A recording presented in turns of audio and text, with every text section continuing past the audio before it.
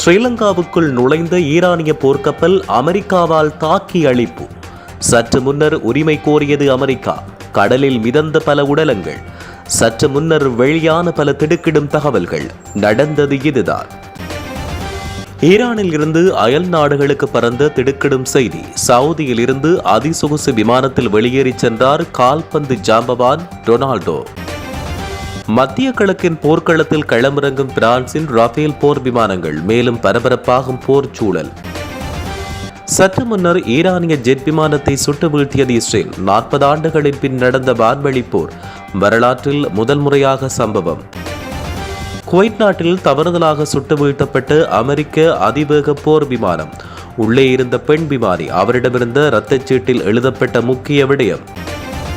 மூடப்படும் ஹார்முஸ் நீரிணை. தடை செய்யப்பட போகும் எரிபொருள் ஏற்றுமதி. இலங்கைக்கான எரிபொருள் ஏற்றுமதி தொடர்பில் அரசாங்கத்தின் அவசர அறிவிப்பு. பாதுகாப்பு முன்னெச்சரிக்கையுடன் மீண்டும் ஆரம்பமான ஸ்ரீலங்கா விமான பயணங்கள். நாட்டுக்குள் தேங்கியுள்ள சுற்றுலா பயணிகளும் வெளியேற முண்டியடிப்பு. இலங்கையில் வாகன இறக்குமதியில் ஏற்பட்டுள்ள திடீர் மாற்றம். திடீர் சரிவை சந்தித்த அமெரிக்க டாலர்கள். உலகை அதிர வைக்கும் அடுத்த அறிவிப்பு. ஈரானின் புதிய தலைவருக்கு உயிர் ஆபத்து. மீண்டும் ஆபத்தை சீண்டும் அமெரிக்கா மற்றும் இஸ்ரேல். ஸ்ரீலங்கா கடற்கரையில் ஈரான் போர்க்கப்பல் மற்றும் அதிலிருந்த பலர் சடலங்களாகவும் காயப்பட்ட நிலையிலும் மீட்கப்பட்ட நிலையில் குறித்த விடயம் தொடர்பில் பரபரப்பான தகவல் ஒன்று வெளியாகியுள்ளது.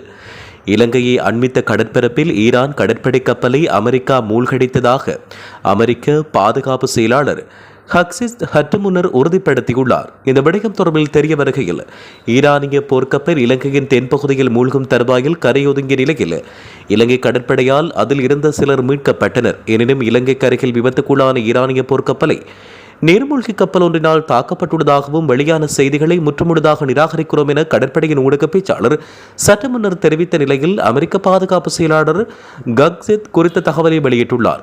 ஈரானிய கப்பல் மூழ்கிக் கொண்டிருக்கும் நிலையில் ஏனையோரைய மீட்கும் பணிகளில் இலங்கை கடற்படை மற்றும் விமானப்படை ஈடுபட்டு வருகிறது. இந்நிலையில் கப்பல் மூழ்கிய பகுதியில் அதிகளவான சடலங்களை அவதானிக்க முடிவதாக தெரிவிக்கப்பட்டுள்ளது.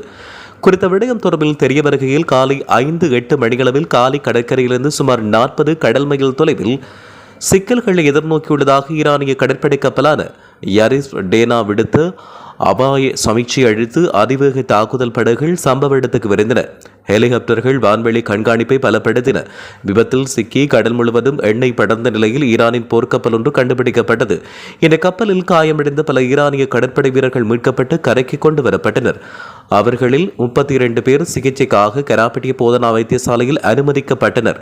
மீட்கப்பட்டோரில் ஒருவர் ஆபத்தான நிலையில் உள்ளதாகவும் ஏனைய பலர் நடுத்தர மற்றும் சிறிய அளவிலான காயங்களுக்கு உள்ளாகியதாகவும் வைத்தியசாலை அதிகாரிகள் தெரிவித்தனர்.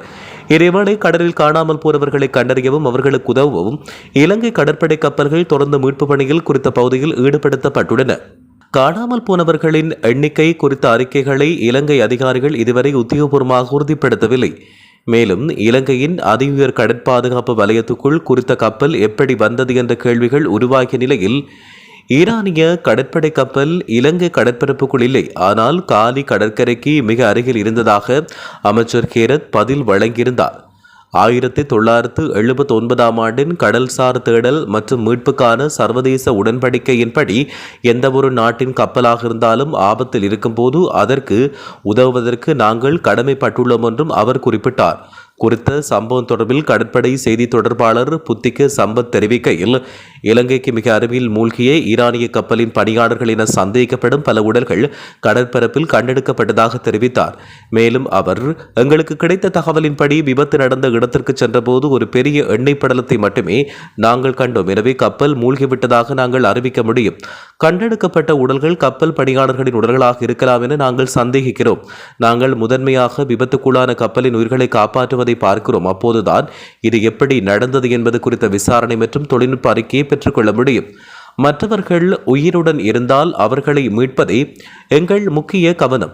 இந்த கப்பலில் எத்தனையோ பேர் காணாமல் போனார்கள் என்பது தொடர்பில் எதிர்காலத்தில் அறிய தருவோம் என கடற்படை செய்தி தொடர்பாளர் புத்திக சம்பத் தற்போது தெரிவித்துள்ளார். மேலும் தேடுதல் மற்றும் மீட்பு நடவடிக்கை இன்னும் நடைபெற்று வருவதாக அவர் குறிப்பிட்டார். சுமார் 180 மாலுமிகளுடன் இது கடந்த மாதம் இந்தியாவில் நடந்த மிலன் 2026 மற்றும் இன்டர்நேஷனல் பிளேட் ரிவ்யூவில் பங்கேற்ற பிறகு ஸ்ரீலங்காவுக்கு அண்மைய கடற்பரப்பில் அமெரிக்காவினால் தாக்குதல் மேற்கொள்ளப்பட்டுள்ளது. சமூக ஊடகங்களில் பரவும் தகவல்களின்படி அந்த கப்பல் அணிவகுப்பு முடிந்த பின்னர் திரும்பிச் செல்லும் பயணத்தில் இருந்திருக்கலாம். மேலும் அமெரிக்க கடற்படை அந்த பகுதியில் இராணுவ வளங்களை வைத்து கப்பலின் இயக்கங்களை கண்காணித்து வந்திருக்கலாம் என்றும் பின்னர் தாக்குதல் நடத்தப்பட்டிருக்கலாம் என்பது திரைமறைவில் இருக்கின்ற உண்மையே. சிலரின் கூற்றுப்படி அந்த கப்பலில் ஈரான் கடற்படையின் உயர்மட்ட அதிகாரி ஒருவர் பயணம் செய்திருக்கலாம். அப்படி இருந்தால் இது கடந்த சில நாட்களாக பேசப்படும் உயர்மட்ட தலைவர்களை இலக்காக்கும் தாக்குதல்கள் என்ற கதையுடன் இணைக்கப்படும் என்றும் தெரிவிக்கப்படுகிறது குறிப்பிடத்தக்கது. ஈரானின் ராணுவ தளபதியிடமிருந்து திடுக்கிடும் தகவல் ஒன்று வெளியாக இணையத்தில் பரபரப்பை ஏற்படுத்தியுள்ளது. அதில் குறிப்பிடப்பட்டுள்ளதாவது: கையிருப்பு தீர்ந்து போக ஆயிரக்கணக்கில் வைத்திருக்கவில்லை, நாம் லட்சக்கணக்கில் வைத்துள்ளோம். ஒவ்வொரு நொடியும் இலக்குகளை நோக்கி ட்ரோன்களையும் ஹைஃபர் ஏவுகணைகளையும் ஏவுகிறோம். இதுவரை 15 நாடுகளில் உள்ள அமெரிக்க தூதரகங்களை சேதப்படுத்தியுள்ளோம். இனிவரும் நாட்களில் இந்த தாக்குதல்கள் பல மடங்காக அதிகரிக்கும். அமெரிக்காவோடு எந்த பேச்சுக்களும் இல்லை. நாடு விட்டு நாடு கடக்கும் யுத்தமே இவ்வளவு பயங்கரமாக இருக்கிறது என்றால் தரை வழியாக யுத்தம் நடந்தால் எப்படி இருக்கும் என்று கற்பனை செய்து பாருங்கள் என்று அறிவிக்கப்பட்டுள்ளது. இந்நிலையில் மத்திய கிழக்கு நாடுகளின் யுத்த கால பரபரப்பை அடுத்து பிரபல நட்சத்திர கால்பந்து வீரர் ரொனால்டோ சவுதியை விட்டு தன்னுடைய மனைவி மற்றும் பிள்ளைகளுடன் வெளியேறியுள்ளார். தனது அதிசொகுசு ஜெட் விமானத்தில் சற்று முன் பாதுகாப்புடன் அவர் வெளியேறியுள்ளார்.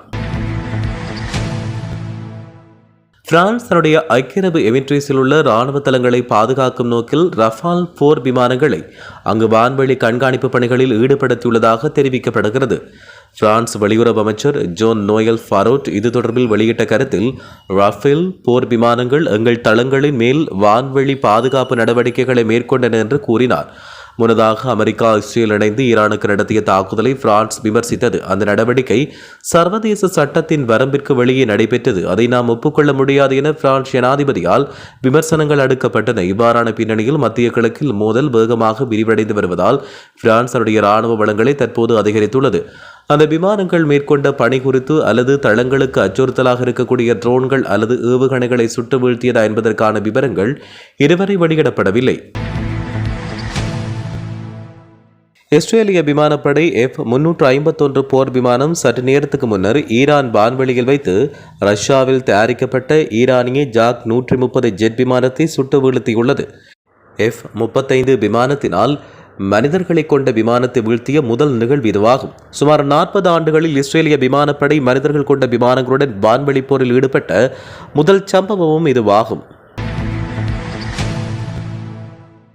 அண்மையில் தவறுதலாக சுட்டு வீழ்த்தப்பட்ட அமெரிக்க விமானம் குவைட்டில் விழுந்து விபத்துக்குள்ளானது. இந்த விமானத்தில் பெண் விமானி எஜெக்ட் முறை மூலம் பாராசூட் மூலம் காப்பாற்றப்பட்டு அந்த பகுதியில் தரையிறங்கினார். இவரிடம் ஒரு அமெரிக்க விமானியை காப்பாற்ற பயன்படும் இரத்த சீட்டு காணப்பட்டது. தங்கள் ஜாக்கெட்டுகளுக்குள் தைக்கப்பட்ட இந்த இரத்த சீட்டு ஏந்தி குறித்த விமானி தான் கீழே இறங்கிய பகுதி மக்களிடம் உதவிக்காக சென்றதாக கூறப்படுகிறது. ஆங்கிலம், அரபு, துருக்கியம், பாரசீகம் மற்றும் குர்திஷ் மொழிகளில் எழுதப்பட்ட இதில் குறிப்பிடப்பட்ட விடயமாவது: நான் ஒரு அமெரிக்கன், உங்கள் மொழியை பேச மாட்டேன், நான் உங்களுக்கு எந்த தீங்கும் செய்ய மாட்டேன், தயவு செய்து எனக்கு உணவு, தண்ணீர், தங்குமிடம், உடை மற்றும் ஒரு மருத்துவரை கொடுங்கள், அமெரிக்கா அல்லது நட்பு படைகளை அடைய எனக்கு உதவுங்கள், என்னுடைய பெயரையும் இந்த எண்ணையும் அமெரிக்க அதிகாரிகளுக்கு வழங்கும் போது உங்களுக்கு வெகுமதி கிடைக்கும் என்று அதில் குறிப்பிடப்பட்டுள்ளது. ஹோர்முஸ் நீரிணை மூடப்படுவதால் அது இலங்கையின் எரிபொருள் இறக்குமதிக்கு நேரடி பாதிப்பை ஏற்படுத்தாது என வெளிவிவகார அமைச்சர் விஜித கீர தெரிவித்தார். நாடாளுமன்றத்தில் இன்று உரையாற்றிய போது அவர் இவ்வாறு தெரிவித்தார். அவர் மேலும் தெரிவிக்கையில், மத்திய கிழக்கில் ஏற்பட்டுள்ள பதற்ற நிலை காரணமாக ஹோர்முஸ் நீரிணை மூடப்படுவதால் அது இலங்கையின் எரிபொருள் இறக்குமதிக்கு நேரடி பாதிப்பை ஏற்படுத்தாது. இலங்கை தற்போது எரிபொருள் இறக்குமதிக்கு ஹோர்முஸ் நீரிணையை பயன்படுத்துவது இல்லை. ஹோர்முஸ் நீரிணைக்கு மாற்றாக இலங்கை தற்போது ஆப்பிரிக்க நன்னம்பிக்கை முனையூடாக செல்லும் கடல் வழித்தடங்களுக்கு எரிபொருள் இறக்குமதிக்கு பயன்படுத்தி வருகிறது. இந்த நீரிணை மூடப்படுவது உலகளாவிய எரிபொருள் உற்பத்தி மற்றும் போக்குவரத்தில் தாக்கத்தை ஏற்படுத்தும் என்றாலும் இலங்கைக்கு அது ஒரு பிரதான தடையாக அமையாது. ஏற்கனவே மாற்று வழிகள் மூலம் எரிபொருள் கொண்டு வரப்படுவதால் இந்த நெருக்கடி நிலை இலங்கையை பாதிக்காது என குறிப்பிட்டார்.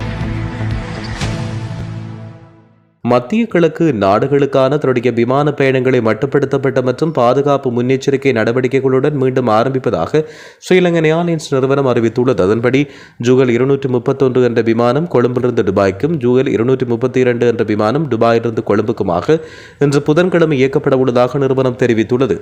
துபாய் வான்வெளி பகுதியின் திறப்பு இடம்பெற்றதை தொடர்ந்து தேவையான அனைத்து பாதுகாப்பு நடவடிக்கையும் மேற்கொள்ளப்பட்டுள்ளன. பயணிகளின் பாதுகாப்பு மற்றும் நலன் குறித்து முன்னுரிமை அளித்து நிலைமைகளை தொடர்ந்து கண்காணித்து அடுத்தடுத்த சேவைகள் தொடர்பான அறிவிப்புகள் வெளியிடப்படும் என்றும் ஸ்ரீலங்கன் ஏர்லைன்ஸ் குறிப்பிட்டுள்ளது. பயணிகள் தங்களின் விமான அட்டவணை தொடர்பான சமீபத்திய தகவல்களை நிறுவனத்தின் உத்தியோகபூர்வ இணையதளம் அல்லது வாடிக்கையாளர் சேவை மையங்கள் மூலம் உறுதிப்படுத்திக் கொள்ளுமாறும் தெரிவிக்கப்பட்டுள்ளது. இலங்கையில் தனியார் வாகனங்கள் மற்றும் வணிக வாகனங்கள் உள்ளிட்ட வாகனங்களை இறக்குமதி செய்வதற்கான செலவு 2026 ஜனவரியில் 224 மில்லியன் அமெரிக்க டாலராக குறைந்துள்ளது. டிசம்பர் 2025 பதிவான வாகனங்களை இறக்குமதி செய்வதற்கான செலவு 301 மில்லியன் அமெரிக்க டாலராக இருந்தது. இதற்கமைய இந்த ஆண்டு வாகனங்களை இறக்குமதி செய்வதற்கான செலவு கடந்த ஆண்டுடன் ஒப்பிடும்போது சுமார் 1.5 பில்லியன் அமெரிக்க டாலராக குறையும் என்று எதிர்பார்க்கப்படுகிறது. கடந்த ஆண்டு வாகனங்களை இறக்குமதி செய்வதற்கான செலவு 2047 மில்லியன் அமெரிக்க டாலர்களாக அதிகரித்து 2 பில்லியன் அமெரிக்க டாலர்களை தாண்டியுள்ளது. ஈரானின் புதிய உச்ச தலைவராக தேர்ந்தெடுக்கப்பட்ட கமேனியின் மகன் மோஷ்தபா கமேனியும் கொல்லப்படுவார் என இஸ்ரேல் பாதுகாப்புத்துறை அமைச்சர் தெரிவித்துள்ளதாக சர்வதேச ஊடகங்கள் செய்தி வெளியிட்டுள்ளன. ஈரானின் அணு ஆயுத கொள்கைக்கு எதிர்ப்பு தெரிவித்து அமெரிக்கா மற்றும் இஸ்ரேல் ஆகிய இரு நாடுகளும் இணைந்து கடந்த சனிக்கிழமை ஈரான் மீது கூட்டு தாக்குதல் நடத்தியிருந்தன. இந்த தாக்குதல்களில் ஈரானின் மதகுரு அலி அயதுல்லா கமேனி மட்டுமன்றி அவரின் மனைவி, மகள், மருமகன், பேத்தி உள்ளிட்டோரும் இந்த தாக்குதலில் கொல்லப்பட்டுள்ளனர். இந்நிலையில் கமேனியின் இரண்டாவது மகன் மோஷ்தபா கமேனியை புதிய தலைவராக நிபுணர்கள் சபை தெரிவு செய்துள்ளதாக தகவல் வெளியாகியுள்ளது. இருப்பினும் இன்னும் நிபுணர்கள் சபையால் அதிகாரப்பூர்வமாக அறிவிக்கப்படவில்லை. இதனிடையே ஈரானின் புதிய உச்ச தலைவராக யார் தேர்வு செய்யப்பட்டாலும் அவரையும் குறிவைப்போம் என இஸ்ரேல் தெரிவித்துள்ளதாக தகவல் வெளியாகியுள்ளது. மேலும் அவர் வெளியிட்டிருக்கும் அறிக்கையில் இஸ்ரேலை அழிக்கவும் அமெரிக்கா உள்ளிட்ட பிற நாடுகளை அச்சுறுத்தவும் ஈரானிய மக்களை ஒடுக்கவும் நினைக்கும் ஈரானிய பயங்கரவாத ஆட்சியால் நியமிக்கப்பட்ட எந்தவொரு தலைவரும் கொல்வதற்கான ஒரு தெளிவான இலக்காக இருப்பார் என்று தெரிவித்துள்ளதாக தகவல் வெளியாகியுள்ளது.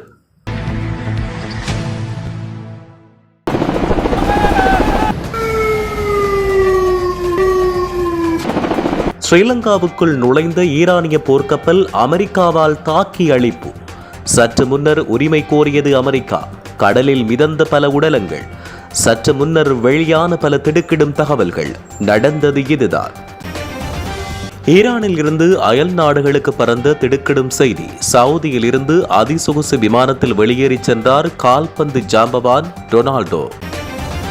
மத்திய கிழக்கின் போர்க்களத்தில் களமிறங்கும் பிரான்சின் ரஃபேல் போர் விமானங்கள். மேலும் பரபரப்பாகும் போர் சூழல். சற்று முன்னர் ஈரானிய ஜெட் விமானத்தை சுட்டு வீழ்த்தியது இஸ்ரேல். 40 ஆண்டுகளின் பின் நடந்த வான்வழி போர். வரலாற்றில் முதல் முறையாக சம்பவம். குவைத் நாட்டில் தவறுதலாக சுட்டு வீழ்த்தப்பட்ட அமெரிக்க அதிவேக போர் விமானம்.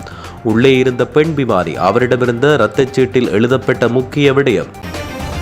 மூடப்படும் ஹார்முஸ் நீரிணை தடை செய்யப்பட போகும் எரிபொருள் ஏற்றுமதி. இலங்கைக்கான எரிபொருள் ஏற்றுமதி தொடர்பில் அரசாங்கத்தின் அவசர அறிவிப்பு. பாதுகாப்பு முன்னெச்சரிக்கையுடன் மீண்டும் ஆரம்பமான ஸ்ரீலங்கா விமான பயணங்கள். நாட்டுக்குள் தேங்கியுள்ள சுற்றுலா பயணிகளும் வெளியேற முண்டியடிப்பு. இலங்கையில் வாகன இறக்குமதியில் ஏற்பட்டுள்ள திடீர் மாற்றம். திடீர் சரிவை சந்தித்த அமெரிக்க டாலர்கள். உலகை அதிர வைக்கும் அடுத்த அறிவிப்பு. ஈரானின் புதிய தலைவருக்கு உயிர் ஆபத்து. மீண்டும் ஆபத்தை சீண்டும் அமெரிக்கா மற்றும் இஸ்ரேல்.